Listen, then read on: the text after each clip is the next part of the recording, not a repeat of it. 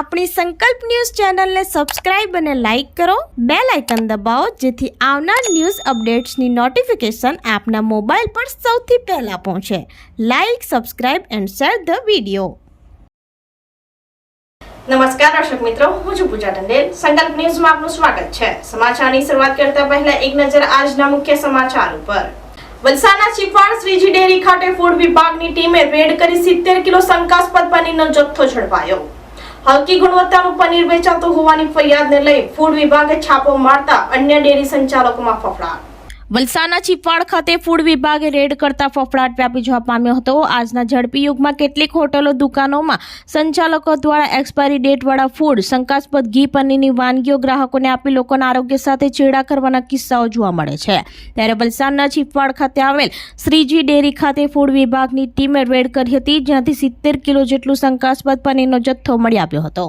છેલ્લા ઘણા સમયથી હલકી ગુણવત્તાનું પનીર વેચાતું હોવાની ફરિયાદને લઈ ફૂડ વિભાગે આજરોજ અચાનક છાપો મારતા 70 કિલો શંકાસ્પદ પનીરનો જથ્થો જપ્ત કરવામાં આવ્યો હતો, જેને પગલે અન્ય ડેરી સંચાલકોમાં ફફડાટ વ્યાપી જવા પામ્યો હતો.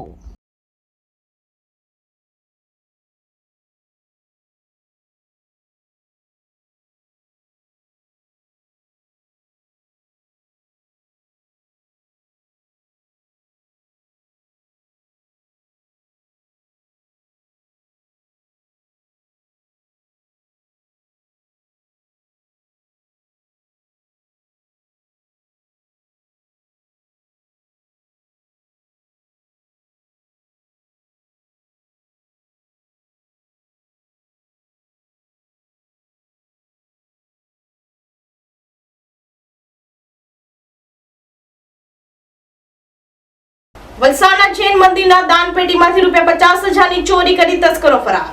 વલસાડના નેશનલ હાઈવે નંબર 48 ઉપર આવેલ જૈન મંદિરમાં ચોરીની ઘટના બનવા પામી હતી. અજાણ્યા ઈસમોએ મંદિરનો મુખ્ય દરવાજો તોડી મંદિરમાં પ્રવેશ્યા હતા. મંદિરમાં મુકેલ દાનપેટીનો નકુચો તોડી આશરે 50,000 મત્તાની ચોરી કરી ફરાર થઈ ગયા હતા. 2 વર્ષ પહેલા પણ આ મંદિરના દાનપેટીમાંથી ચોરી થઈ હતી હોવાનું જાણવા મળ્યું હતું. ઘટનાની જાણ રૂરલ પોલીસને થતાં સ્થળ ઉપર આવી પહોંચી તપાસ હાથ ધરી તસ્કરો સુધી પહોંચવાના ચક્રો ગતિમાન કર્યા હતા.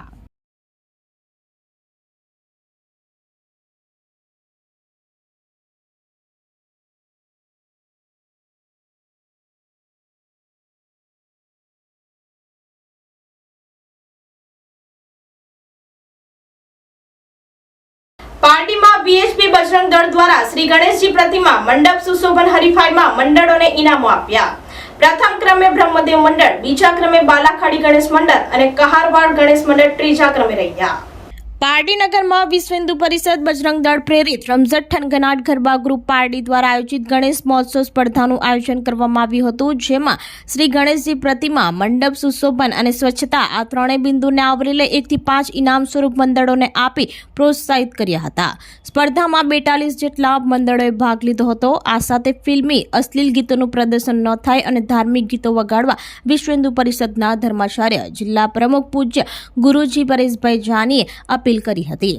છેલ્લા 7 દિવસથી દરેક મંડળોમાં નિરીક્ષણ કરી વિવિધ મંડળોની માહિતી લઈ પૂજ્ય ગુરુજી કિંજલબેન પંડ્યા, જયશ્રીબેન ભંડારી દ્વારા 5 મંડળોને ઇનામ વિતરણ કરવામાં આવ્યું હતું, જેમાં પ્રથમ ક્રમાંક શ્રી બ્રહ્મદેવ મંડળ બદ્રીનાથ મંદિર, દ્વિતીય ક્રમાંક શ્રી બાલાખાડી ગણેશ મંડળ, તૃતીય ક્રમાંક શ્રી કહારવાડ ગણેશ મંડળમાં વૈષ્ણો દેવી, ચતુર્થ ક્રમાંક શ્રી યુવા મહોત્સવ ગ્રુપ અયોધ્યા, 5મો ક્રમાંક સંયુક્ત રીતે શ્રી વિનાયક મંડળ વિનાયક શ્રી સુલતાન ફળિયા અને શ્રી સાર્વજનિક મિત્ર મંડળ ચિવલ રોડ જકાતનાકા વિઠ્ઠલ ભક્ત ગૌરા કુંભારને મળ્યા હતા, જેઓને વિશ્વ હિન્દુ પરિષદ વલસાડ જિલ્લા મંત્રી રાકેશ રાણા, વિશ્વ હિન્દુ પરિષદ દક્ષિણ ગુજરાતના પ્રાંતના કાર્યાધ્યક્ષ રાજેશભાઈ રાણા તેમજ આરએસએસના કાર્યકર્તાઓ દ્વારા ટ્રોફી આપવામાં આવી હતી. પારડીની અંદર બધા જ મંડળોમાં ભક્તિભાવ જળવાઈ રહે અને વર્ષો વર્ષ આ ભક્તિભાવમાં વૃદ્ધિ થતી રહે એ દ્રષ્ટિથી આપણા કાર્યક્રમ રાખવા. વિશ્વ હિન્દુ પરિષદનો ઉદ્દેશ એક જ છે, સમાજની અંદર 5 પરિવર્તનની વિશ્વ હિન્દુ પરિષદ ઈચ્છે છે. એક છે સામાજિક સમરસતા, સમાજની અંદર બધાનો એક ભાવ રહે. બીજું છે પર્યાવરણ મહત્વનું છે. ત્રીજું છે આપણા દેશ હિતના માટે નાગરિકોની ફરજ, મૂળભૂત નાગરિકોની જે ફરજ છે એ પણ બધા લોકો છે કે સભાનતા એમાં કેળવાય. સ્વદેશી પ્રત્યે પણ આપણે જાગૃત થઈએ અને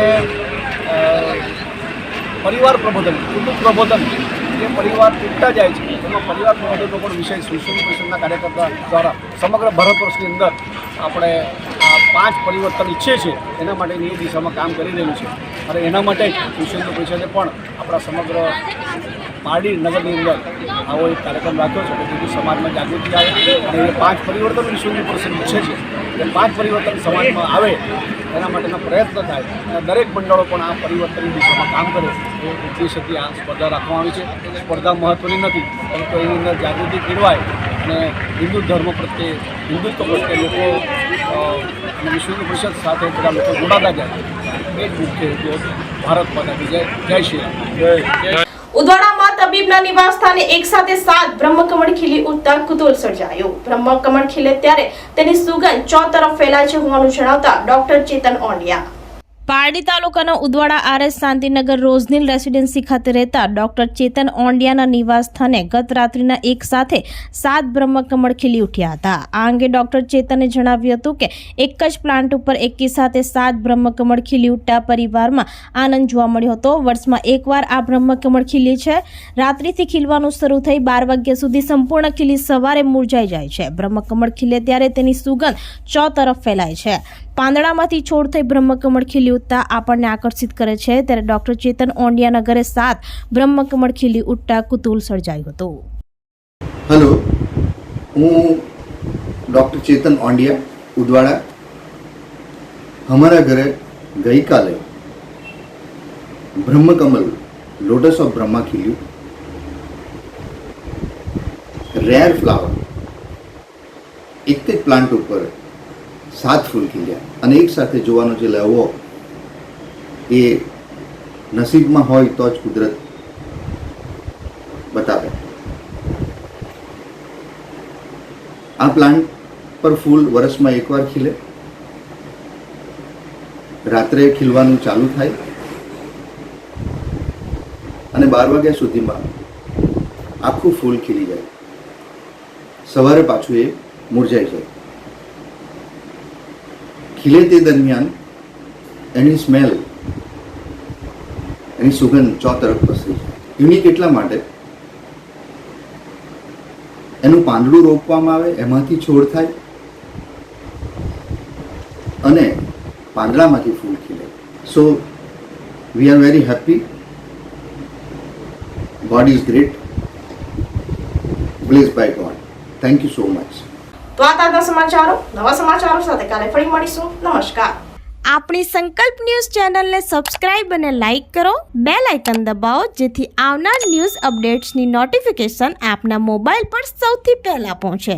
like, subscribe and share the video.